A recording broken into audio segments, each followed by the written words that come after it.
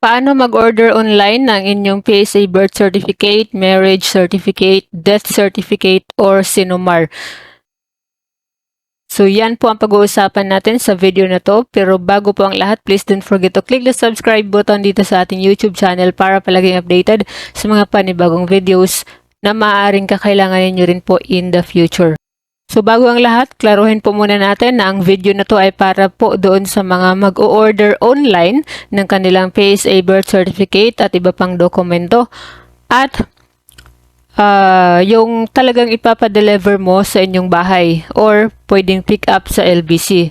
Ibig sabihin, hindi mo na kailangang magpunta ng PSA office. So iba po yung online appointment para sa pag-schedule ng appointment para pagpunta mo sa PSA office. So, iba po yun. Meron po tayong separate video. Nandito lang po sa ating YouTube channel. Pakihanap na lamang po sa ating mga videos kung paano mag-online appointment para makapunta ng PSA office. So, again, this video is para po doon sa mga mag-order online na hindi na kailangang pumunta ng office at i-deliver na lang sa inyong bahay ang inyong birth certificate or kahit na ano pang dokumento na kakailanganin mo from the PSA.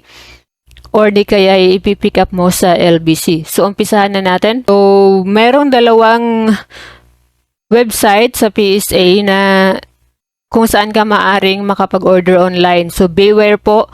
Iwasan po yung mga nagpo-post sa Facebook dahil marami pong scam ngayon regarding po dito. At sobrang mahal po ng iba. So, first, pag-uusapan natin ano yung first muna natin i-share magkano ba. So, sa dalawa kasi yung website na kung saan po pwede ka. So, pwede sa PSA Service, pwede din po sa PSA Helpline. So, parehas lang po yung presyuhan, 330 pesos po yung birth certificate, death certificate, at saka marriage certificate, 330 pesos. So, beware sa mga scammers doon sa mga Facebook na sila, kunwari yung magpa-process. Dapat ikaw mismo yung mag-order online. Kaya ginawa natin ang video na to para makatulong po sa inyo kung paano gawin yon para hindi na po kayo ma-scam. Kasi meron mga nagpo-post sa Facebook po, sobrang mahal. Merong tag 1,000 plus. So, ang mahal. So, 330 pesos lamang po sa PSA Helpline at PSA Service. So, next na katanungan na kadalasang tinatanong din, gaano ba kabilis or gaano ba katagal dumating yung dokumento? So, before that, yung sa Sinumar nga pala, iba po yung presyo. Yung sa Sinumar ay 430 pesos po. So, 330 pesos dun sa mga certificate. Pero yung Sinumar po ay 430 pesos. Kasi mas mahal talaga yan. Kahit na magtungo ka sa PSA, yung birth certificate ay 155 pesos. Yung Sinumar ay 210. Kaya sa kung order ka online, 430 pesos ang Sinumar. Tapos, ano pa, gaano katagal? So, Service at PSA Helpline, parehas lamang po. Within Metro Manila, kung nasa Metro Manila ka lang, darating siya in 3 to 4 days.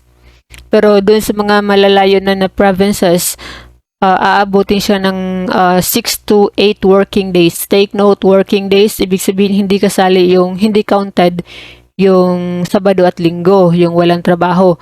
So, ganun po siya katagal. Unlike kung pupunta ka mismo sa PSA outlet, madadala mo lamang siya ng 1 day.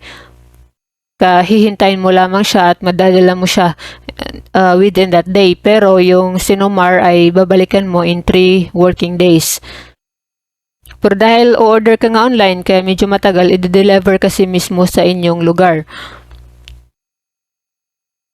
Ano yung pagkakaiba ng Service at Helpline? So, yung Service nga po pala ay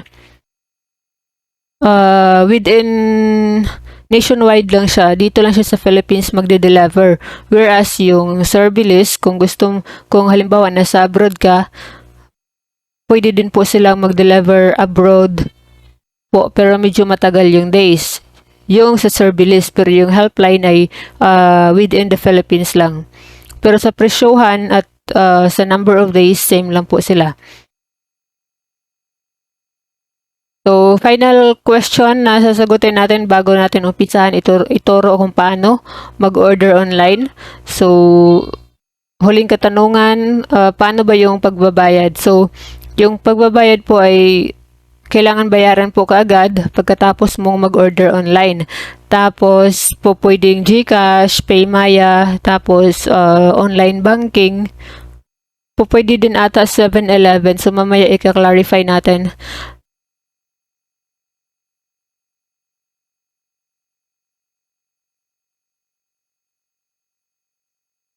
Meron pang napaka-importanting information bago natin umpisang ituro. Kailangan po merong valid ID yung tatanggap. Kung sino yung ilalagay mo mamaya doon sa form na i-fill upan natin. Dapat kung sino yung tatanggap.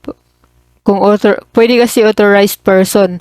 So, kung authorized person yung pag-fill up mo sa kanilang website, dapat ay yung tatanggap ay meron ding authorization letter at dapat may valid ID. Kung sarili mong dokumento ang iyong orderin, dapat meron ka ring valid ID. Hindi kasi ibibigay ng courier or ng LBC, hindi ibibigay sa iyo kung wala kang valid ID. At hindi talaga nila ibinibigay sa ibang tao. Dapat yung nag-order mismo. So, umpisahan na natin. Paano ba mag-order online? Pinaka-first mong gawin ay hanapin mo sa browser, i-type mo lang sa browser ng iyong Google or Google Chrome. So kahit sa mobile phone, pwede mo tong gawin. Pwede kang umorder online sa mobile phone. Dapat meron kang Google app or yung Chrome.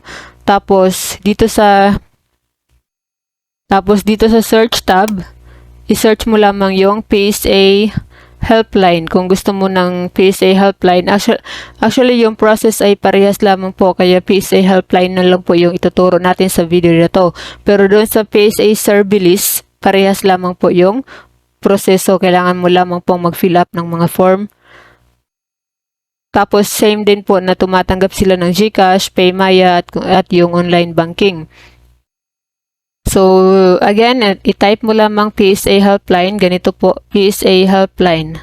Search mo lang yan. Tapos may hanapin mo to, itong kanilang official website. So, psahelpline.ph, PSA birth certificate, online delivery. Ayan. So, dito, merong button order now. Pwede mong i-click. Pwede kang dumiretso na dyan. Pwede din dito yung check status. Itong check status, later na to kapag nakapag-order ka na. So, pwede mong ma-monitor kung nasaan na yung dokumento mo. So, payment options ito. So, i-clarify muna natin yung payment options. Ayan. Pwede sa Mastercard, Visa, GCash, Paymaya. Pwede din bayad online. Pwede din sa 7-Eleven. Pwede nga rin po sa Palawan, no? Ayan, pwede din sa Palawan. So, 7-Eleven po pwede, Banknet po pwede, DragonPay pwede din po. Ayan. So, balik na tayo. Order now. So, i-click mo itong order now. Ayan. Para makapag-umpisa ka nang mag-fill up. So, dito, makikita mo kaagad, choose certificate type. So, kung ano yung orderin mo, kung birth certificate, i-click mo to. So, marriage, Sinumar, death. Again, yung Sinumar po ay 430 pesos while the rest ay 330 pesos. So, halimbawa, order tayo ng birth certificate. Pero hindi ko na maipapakita sa inyo hanggang sa dulo kasi hindi naman po ako o-order. So, ito, i-check mo tong maliit na box dito. I-check mo rin itong pangalawang maliit na box. So, meron dito, attention to all applicants. Pwede mo yung basahin lahat. Tapos, i-click mo na itong continue dito sa pinakadulo. Tapos, nandito na, mag-uumpisa na yung mga katanungan. So, are you requesting for your own certificate of live birth or for someone else? So, kung sarili mong birth certificate yung orderin mo, i-click mo itong my own viewing information. So, ito yung dapat mong i-fill up lahat. Kung birth certificate ng kapatid mo or ng ibang tao, dapat alam mo lahat ng information na to about sa kanila para makapag-fill up ka. So, name, sex, birthday, valid government issued ID. Ayan. Tapos, name, yung pangalan mo as it appears on your birth certificate. Tapos, pangalan ng papa, pangalan ng mama, saan ka ipinanganak, yung purpose ng iyong pag-request, kung para saan, kung school requirements, kung for employment, ganon. Tapos, i-click mo na itong continue. So, ayan, magsisimula ka nang mag-fill up lahat ng to. So, hindi na natin yan ipagpatuloy. Kasi nga, hindi naman ako o-order. So, basta i-fill up nyo lang po lahat ng yan. Pwede nyo rin pong subukan ng PSA Service. So, lahat ng information dapat naka-fill up. So, tingnan mo hanggang 7 steps pa to. So, hindi ko kasi may pagpatuloy kasi hindi naman ako o-order. So, tinuturo ko lang po sa inyo tapos binibigay ko lang po sa inyo kung saan kayo dapat magpunta para mag-fill up. Tapos, kung meron po kayo mga katanungan, paki-comment na lamang po at tutulungan ko po kayo kung saang banda po kayo nahirapan. So, dito sa itaas, meron dito yung mga delivery reminders. So, pwede nyo basahin yan. Ayan. So, please just fill up. Tapos, hanggang sa makarating ka na doon sa pagbabayad na. Yung number 7, that is for payment. So, that's all for this video. Thank you for watching and sana ay nakatulong po sa inyo mga katanungan regarding kung paano mag-order online ng PSA birth certificate at iba pang dokumento.